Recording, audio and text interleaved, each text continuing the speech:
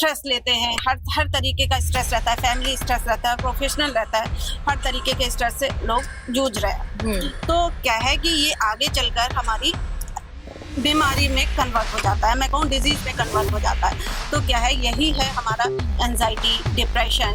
और कुछ होम्योपैथी क्या करती है, आपके रूट पर जाके काम करती है। तो क्या है कि अगर आपके रूट पर, माइंड पर काम होगा तो धीरे धीरे करके हमारे ये सिम्टम्स पर भले ही लेट होता है लेकिन आपको बहुत अच्छे रिजल्ट दिखाई देते हैं, जैसे कि मुझे क्लिनिक पर दिखाई देते हैं। तो ऐसा बोला जाता है कि किडनी स्टोन जो है वो होम्योपैथी से निकल जाता है, होम्योपैथी मेडिसिन लेने से किडनी स्टोन निकल जाता है और गॉल ब्लैडर में थोड़ा सा रिस्क होता है। तो ये रियलिटी है या मिथ है, मतलब ऐसा कुछ होता है? बिल्कुल रियलिटी है। मैं तो कहूँगी 98% जो है किडनी स्टोन्स निकल जाते हैं। नमस्कार दर्शकों, मैं दिया शर्मा, स्वागत है आपके एशपेड न्यूज में। और आज हमारे साथ मौजूद है हमारे मुख्य अतिथि doctor Deepika ma'am, doctor Shailvi ma'am. सबसे पहले तो मैम आप दोनों का धन्यवाद करना चाहूंगी कि आपने अपना समय हमें दिया। मैं चाहूंगी अपने बारे में हमारे दर्शकों को कुछ बताएं। सबसे पहले मैम आपसे शुरुआत करते हैं, जैसे कि आपका खुद का सेंटर भी I think doctor Deepika homeopathic clinic के नाम से। मैं doctor Deepika homeopathy clinical chain है, उसकी मैं फाउंडर हूँ। हमारे 3 क्लिनिक्स हैं, 3 क्लिनिक्स हैं, जिसमें एक नोएडा सेक्टर 62 में है और एक गौर सिटी 2 में है, जो ग्रेटर नोएडा वेस्ट में है, और एक मैनपुरी में है। तो ये हमारी क्लिनिकल चेन है। तो मैम कितना टाइम हो गया आपको रन करते हुए? अभी मुझे 9 इयर्स हो गया। 9 इयर्स। मतलब फिर कैसे आप दोनों का हुआ कि मतलब कहाँ से आपको प्रेरणा मिली कि होम्योपैथी फिजिशियन बनना है या होम्योपैथी को चूज करना है?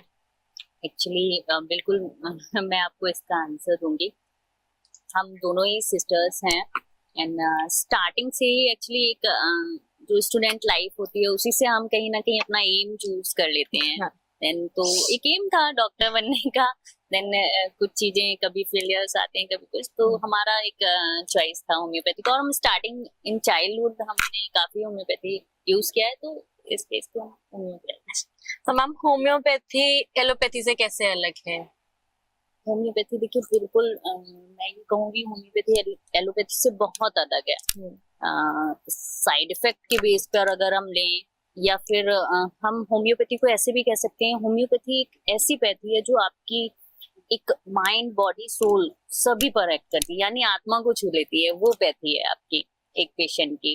तो बिल्कुल मैं ऐसे कहूंगी। और एलोपैथी को हम ऐसे डिफरेंशिएट कर सकते हैं, एलोपैथी के बहुत साइड इफेक्ट होते हैं और एलोपैथी का हम अगर कहें तो हर एक सिम्टम्स के बेस पर मेडिसिन रहते हैं। समझ रहे हैं? आपको सर दर्द के लिए देंगे तो उसकी अलग मेडिसिन देंगे, आपको एब्डोमिनल पेन है तो उसके लिए अलग मेडिसिन देंगे। बट इन होम्योपैथी ऐसा नहीं होता, आपको एज ए होल ट्रीट किया जाता है। इसके अलावा मैम जैसे कि इसमें स्टडीज का भी कुछ फर्क रहता है कि एलोपैथिक की, जैसे अगर नॉर्मली हम बात करें तो मैंने सुना है कि होम्योपैथी में ज्यादा पढ़ना पड़ता है एलोपैथी से ज्यादा, बिकॉज उसमें पेशेंट्स को रीड करना पड़ता है। तो ये रियलिटी है या मिथ है? बिल्कुल, ये बिल्कुल सही है कि होम्योपैथी में एलोपैथी से ज्यादा पढ़ना पड़ता है, क्योंकि उसमें सब्जेक्ट भी ज्यादा होते हैं और मैं कहूँगी कि ये एक मेडिसिन पार्ट भी ज्यादा होता है। आपका एक मेडिसिनल पार्ट हो गया या फिर हमारी जो सब्जेक्ट्स हैं वो भी काफी ज्यादा है। बाकी हमारी फिजियो, पैथो, एनाटॉमी है, ये सब्जेक्ट्स लगभग सेम होते हैं। बट हमारी फार्मेसी और हमारी साइकोलॉजी ये सब है ना, तो वो थोड़ा सा सब्जेक्ट्स अलग हैं इसमें, बातें ठीक है। इसके अलावा मैम जैसे कि आजकल हम देख रहे हैं कि काफी सारी बीमारियां हैं जो क्योर नहीं हो सकती हैं, जहाँ पे एलोपैथी भी बोलते हैं कि नहीं, अब आपको घर पे ले जाना चाहिए, घर जाके आपको देखभाल करनी चाहिए। तो क्या वहां पे भी होम्योपैथी हेल्प करती है? मतलब क्रॉनिक केस की बात कर रहे हैं आप, है ना? केस की। हाँ, तो क्रॉनिक केस में हाँ ऐसा बहुत अच्छा एक्ट करती है ये होम्योपैथी। जैसे कि सिम्टम्स में मैं एक आपको एग्जांपल देती हूँ। मान लीजिए कैंसर का पेशेंट है, उसको मना कर दिया गया कि अब आप घर ले जाइए, हाँ, है ना? उस केस में होम्योपैथी बहुत अच्छा एक्ट करती है, क्योंकि पेशेंट जो है बहुत लंबे टाइम से इसे सफर कर रहा होता है ना? और क्या होता है, थक चुका होता है कि भाई इस तरीके के सिम्टम है कि कीमो भी ले चुका है, रेडिएशन भी काफी ज्यादा ले चुका है और उसको सिम्टम्स भी काफी ज्यादा इफेक्ट कर चुके हैं, जैसे मसल्स क्रैम्प हो गए, है ना, वोमिटिंग हो गया, नोजिया हो गया। तो ये सारी चीजें क्या है, बहुत लंबे टाइम से वो झेल रहा होता है। तो उस केस में क्या करना है, होम्योपैथी क्या एक्ट करती है, होम्योपैथी करती है कि उसको जो है कि हर तरीके से जो सिम्टम्स आ रहे हैं उसको सप्रेस करती है। सप्रेस का मतलब मैं कहूंगी कि क्योर करती है, जैसे कि नौशिया हो गया उसकी ट्रीटमेंट करेगी, और एज ए होल करेगी, आपके माइंड पर बहुत अच्छा एक्ट करती है। जब माइंड पे एक्ट करती है तो पेशेंट धीरे धीरे करके उसको अच्छा लगता है और उसके सिम्टम्स जो है वो धीरे धीरे करके कवर होते हैं। बिल्कुल, मैं इस बात को थोड़ा सा आगे और बढ़ाना चाहूंगी। जब इस तरीके के पेशेंट होते हैं ना, तो आपने देखा होगा कई पेशेंट, एक कैंसरस या कोई भी क्रोनिक बीमारी होती है तो उसमें ना पेशेंट बहुत ज्यादा निराश हो चुका होता है, अपनी लाइफ को लेकर डिप्रेशन में जा चुका होता है। तो इस चीज में जब होम्योपैथी में बहुत हार के लोग आते हैं, रियलिटी ये है। बल्कि अगर वो पहले अगर आ जाएं तो बहुत अच्छा ट्रीटमेंट और बहुत अच्छे रिजल्ट्स रहते हैं। तो ऑब्वियसली थोड़ा सा ये अवेयरनेस कह लो कम है या जो भी है, तो थोड़ा सा सभी को इसके लिए अवेयर होना पड़ेगा, तो बहुत अच्छा ट्रीटमेंट है। इसके अलावा मैम, जैसे कि अगर नॉर्मली हम देखें तो आजकल अगर कोई क्रोनिक डिजीज का पेशेंट आपके पास आ रहा है, उससे ज्यादा जो बुरी कंडीशन होती है वो उसके साथ जो आ रहा है उनकी होती है। एक्चुअली में वो चीज वो फेस कर रहा है, वो सिचुएशन में है। तो क्या आप उन लोगों को भी कुछ हेल्प करते हो या कुछ सजेशन करते हो या कुछ काउंसलिंग देते हो?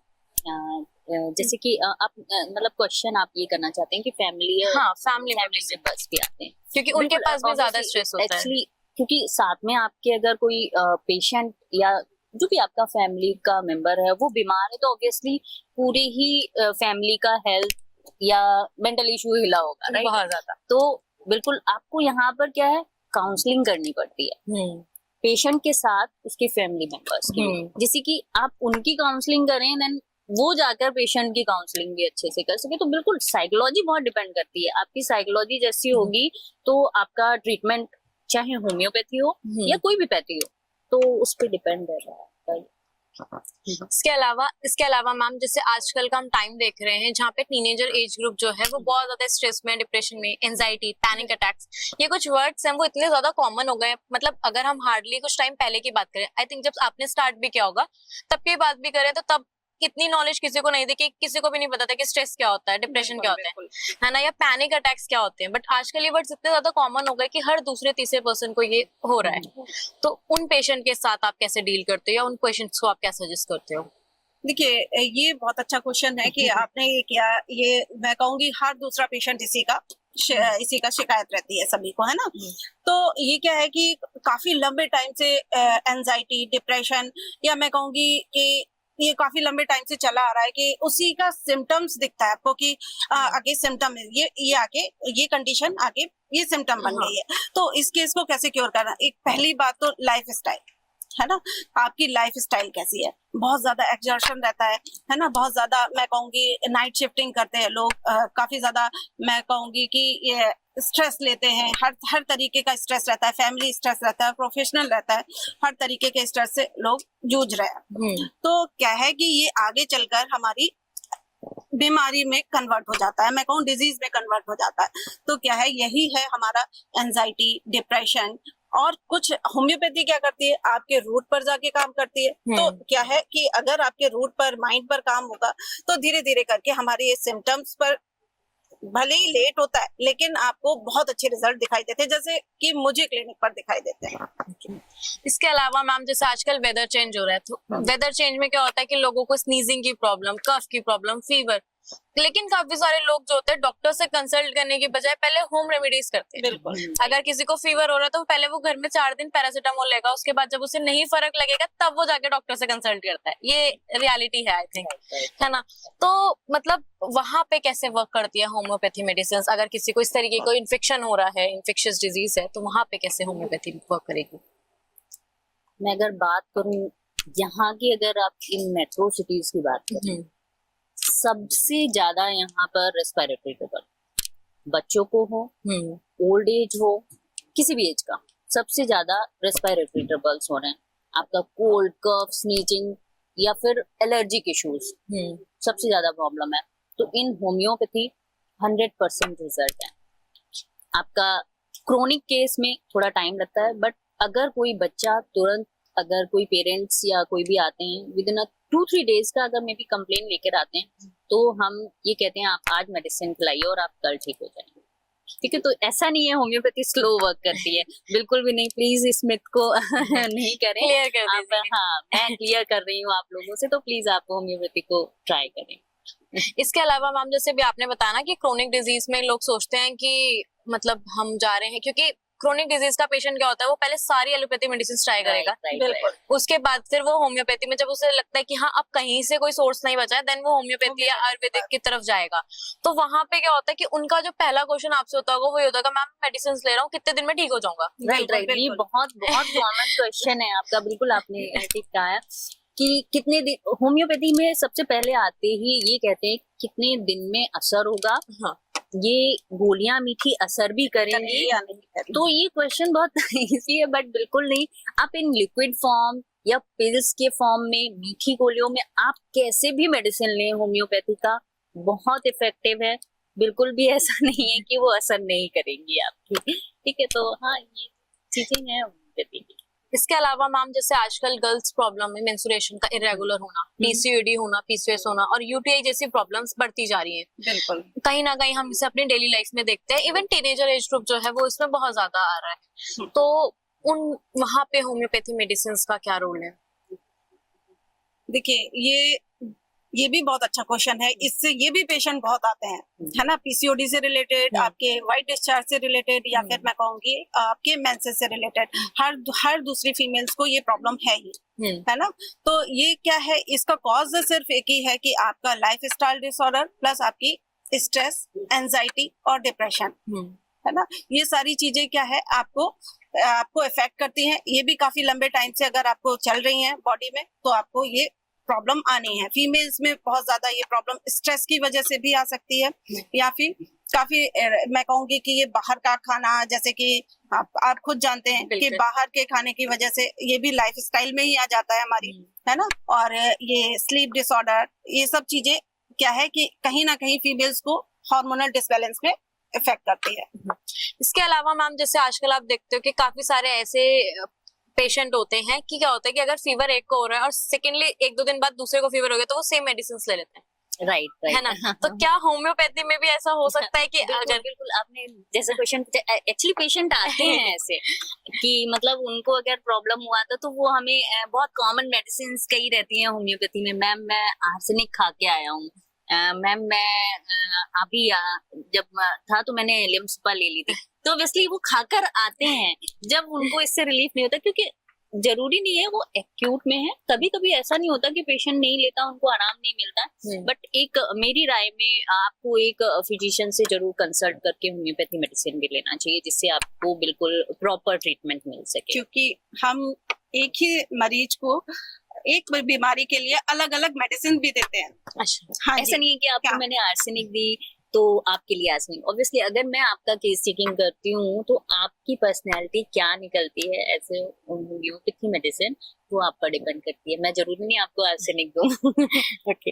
इसके अलावा मैम जैसे छोटे बच्चे, अक्सर आजकल का जो टाइम है ना, वहाँ पे पेरेंट्स सोचते हैं कि हम बच्चों को जितना हो सके एलोपैथी मेडिसिन अवॉइड करें, बिकॉज पहले के टाइम पे लोगों को इतनी अवेयरनेस नहीं थी होम्योपैथी की। बट जब आज से अवेयरनेस स्टार्ट हुई तो कितनी बार पेरेंट्स, जो मॉडर्न सोसाइटी में पेरेंट्स है, वो सोचते हैं कि एलोपैथी को हटा के हम होम्योपैथी चूज करें। तो और खासकर जैसे प्रेगनेंसी के टाइम पे ज्यादा एलोपैथी लेना सेफ नहीं होता है, तो वहां पे भी वुमेन सोचती है कि हम होम्योपैथी ले ले। तो जो प्रेगनेंसी का टाइम होता है, जो छोटे बच्चे होते हैं, क्या वहां पे उन दोनों के लिए होम्योपैथी मेडिसिन सेफ रहती है? बिल्कुल सेफ रहती है, मैं तो कहूंगी 100% सेफ रहती है ना। बच्चे, जैसे कि अगर मैं बच्चों की बात करूं तो हर दूसरा बच्चा हमारी क्लिनिक पर यही इसीलिए खड़ा रहता है कि मीठी गोलियां मिलेंगी और मैं जल्दी ठीक हो जाऊंगा, और फैमिली वालों को पकड़ के लाते कि मुझे होम्योपैथी मेडिसिन ही खानी है ना। और मैं अगर प्रेग्नेंट लेडी की बात करूं तो अगर मैं अपनी ही बात क्यों ना करूं, तो मुझे होम्योपैथी, मैंने 2 मंथ्स बैक एक बच्ची को वो दिया है, डिलीवरी हुई है हमारी, है ना। तो उस केस में मुझे थायराइड, जो 2nd मंथ में ही मेरा थायराइड लेवल काफी हाई हो गया था। मैंने सिर्फ 10 डेज मेडिसिन खाया और बिल्कुल अब बिल्कुल क्लियर हो गया, है ना। तो वही मैं सिर्फ एक केस बताना चाहूंगी आपको कि होम्योपैथी कितना असरदार है। इसके अलावा मैम जैसे कि प्रेगनेंसी में आजकल आप देख रहे हो कि आईवीएफ के केसेस बहुत ज्यादा बढ़ते जा रहे हैं। नॉर्मली लोगों को इनफर्टिलिटी की बहुत ज्यादा दिक्कत हो रही है। तो उस केस में क्या होता है कि जो कपल्स होते हैं वो बहुत ज्यादा ट्रीटमेंट्स लेते हैं, बहुत ज्यादा मेडिकल उसमें रहते हैं, तो क्या उन कपल्स के लिए भी होम्योपैथी मेडिसिन वर्क कर सकती है? बिल्कुल, देखिए मैं बिल्कुल ये कहूंगी, मैं किसी भी पैथी को यहाँ पर नीचा नहीं दिखाना है मुझे कि ये होम्योपैथी ही बेस्ट है, बट हाँ, ऐसा नहीं है कि होम्योपैथी इस पर काम नहीं करती है। एक्चुअली जानते नहीं है हम, उस गहराई तक नहीं जाते हैं पेशेंट की कि उनको क्या कारण है। ऐसे बहुत से पेशेंट हैं जिनको हमने होम्योपैथी मेडिसिन से उनको कंसीव कराया है, जो बिल्कुल हर जगह से होकर आए थे। तो ऐसा नहीं कह सकते आपकी, पहले तो हम मेंस्ट्रुअल जो हिस्ट्री रहती है उसको सारा करते हैं।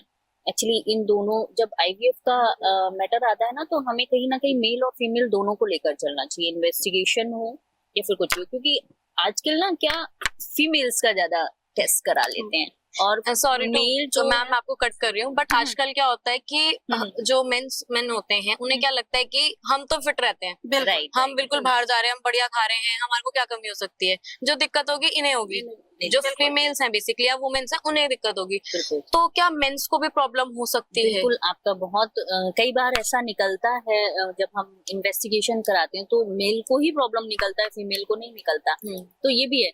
तो होम्योपैथी में इस चीज का भी ट्रीटमेंट रहता है। आपको मेल हो या फीमेल हो, किसी भी तरीके की एबनॉर्मलिटीज आती हैं या फिर कुछ भी आता है, तो आपके बहुत अच्छे मेडिसिन और डोजेस रहते हैं जो आपको इन सब चीजों में बहुत हेल्प करते हैं और रिजल्ट रहते हैं अच्छे। तो मैं आपको, इतने सारे केस हैं, एक्चुअली मैं बता नहीं सकती आपको, इतने केस हैं। कभी कभी तो ऐसा होता है कि फीमेल्स के सारे केसेस का सारे टेस्ट करा लिए, लेकिन कहाँ दिक्कत कहाँ आ रही है, मेल्स के स्पर्म काउंट में आ रही है ना।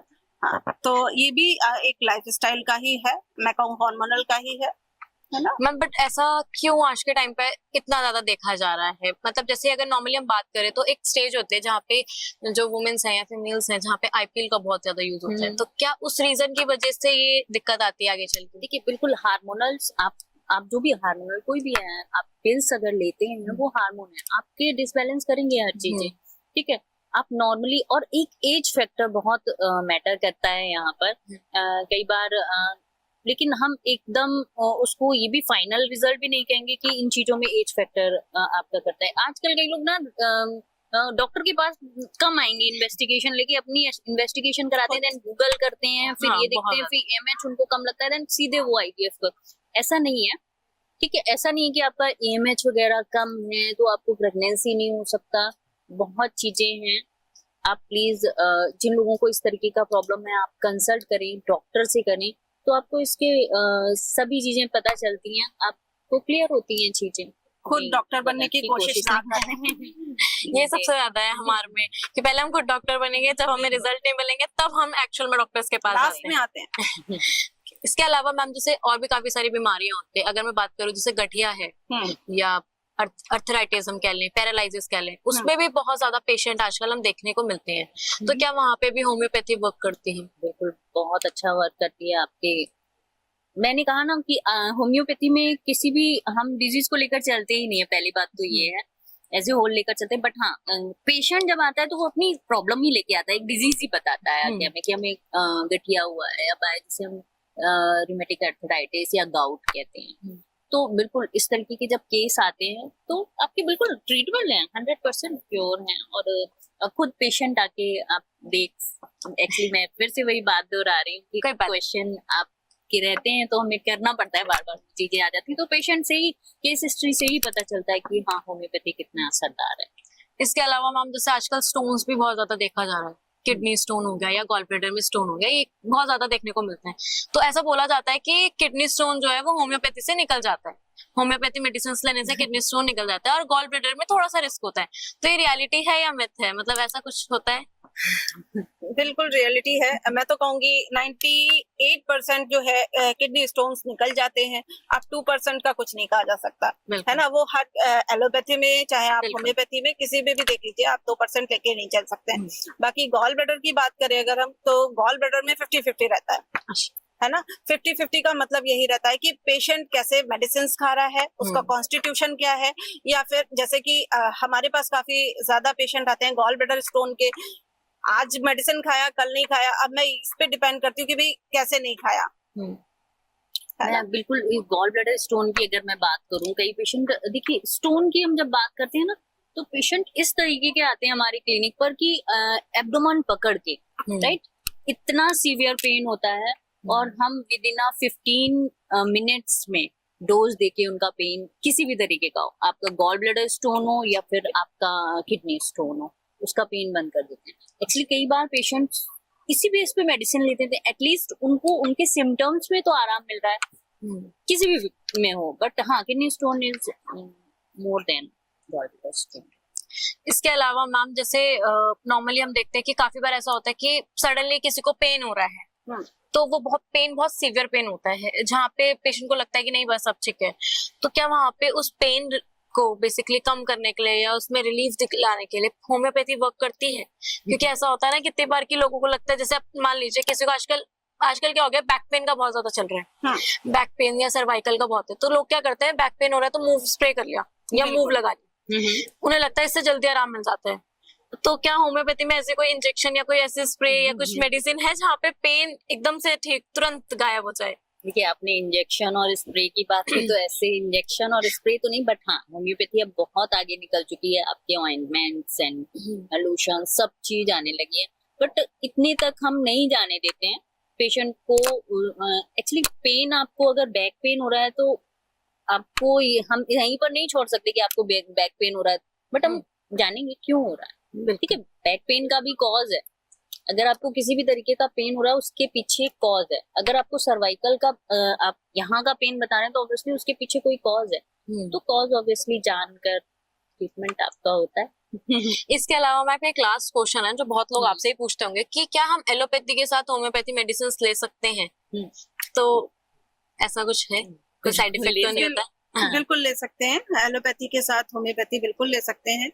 बहुत से एलोपैथी के डॉक्टर ही कहते हैं कि भाई होम्योपैथी अगर आप ले रहे हैं तो एलोपैथी ना ले, या एलोपैथी ले रहे हैं तो होम्योपैथी आप स्टार्ट ना करें अभी।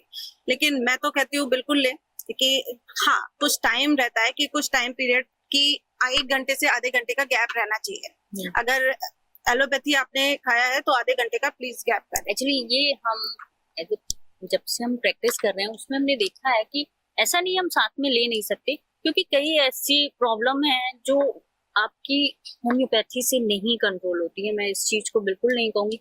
अगर बहुत लंबा किसी को हाइपरटेंशन का पेशेंट है, सीकेडी का पेशेंट है, या फिर जो क्रोनिक डायबिटीज जिनको बहुत लंबे समय से हो रही है, मैं ये नहीं कहूंगी कि आप होम्योपैथी पे ही बिल्कुल आ जाएं।